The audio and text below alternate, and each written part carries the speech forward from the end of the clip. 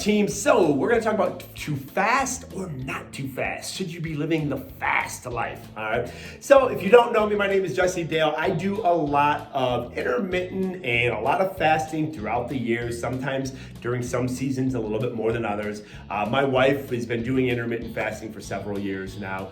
We find that it fits within the confines of our lifestyles.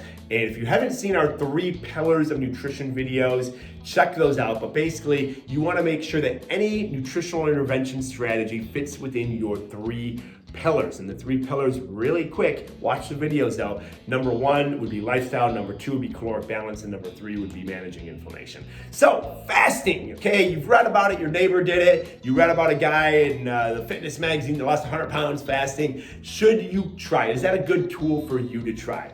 Well, let's talk about a couple pros and cons, all right? Number 1, is it effective? Can it be an effective tool to manage your calories? You bet. Fasting can be an amazing tool to effectively help you manage your calories. Does it give you permission to eat whatever you want in copious amounts during some magic window? No. The studies done on fasting show it to be no better than other forms of caloric restriction, all right? I would argue that it could be slightly better. I just can't find a study that validates that, so maybe it's just better for me. All right, so calorie restriction is calorie restriction. If fasting works well for you, great, but it's not to be done, it's not shown to be any more effective as normal calorie restriction.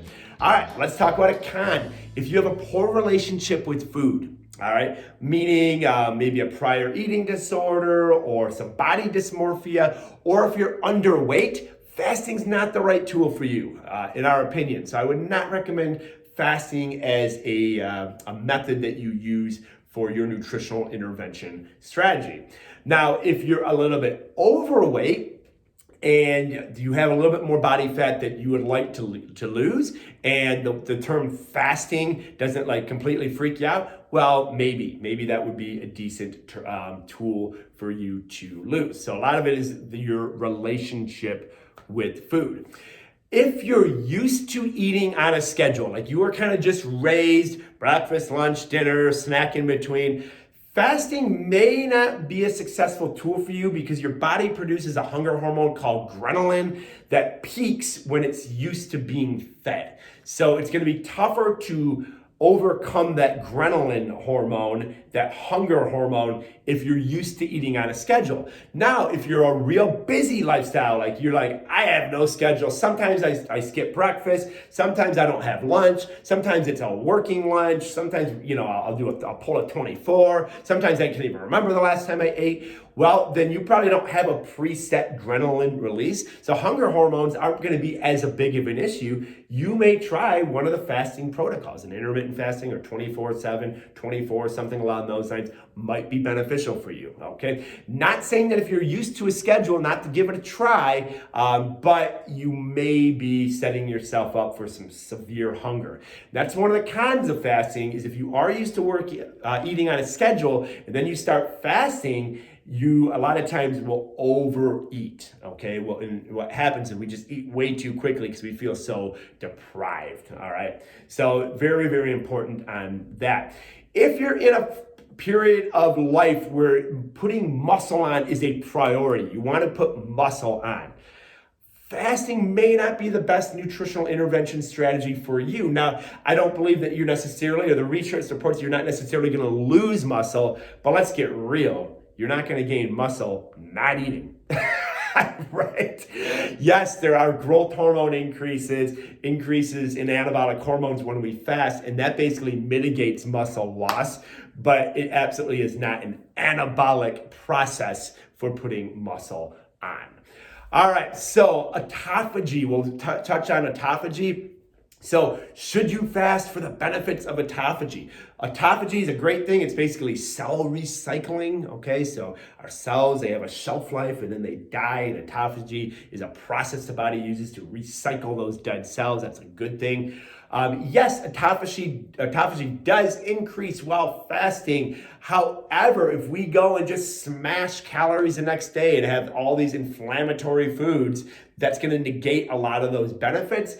And we don't have long-term research on this. However, the research we do have is showing that a calorie restriction is where you get autophagy benefits from. All right, so it doesn't matter if you're using fasting to restrict your calories or if you're just doing a more linear, say eating 500 calories less than your total daily energy expenditure, are going to experience the same amounts of autophagy. So it's not just, hey, if I don't eat for 16 hours, I have this magical autophagy and I become this automatically healthier person, especially if you go and backfill. So autophagy is always going to go to caloric restriction, not necessarily how we restrict those calories. All right. So yeah, if you want to go 24 hours without eating or use a fasting protocol, yes, there will be an increase in autophagy, but we can't go and then backfill those calories later on in the week. All right, lastly, if you like to kind of plan your weekends, if you're someone that you're kind of a foodie like my wife and I, we love to have sushi on the weekends. That's just kind of our time to do our date night, do a bourbon tasting or whatnot.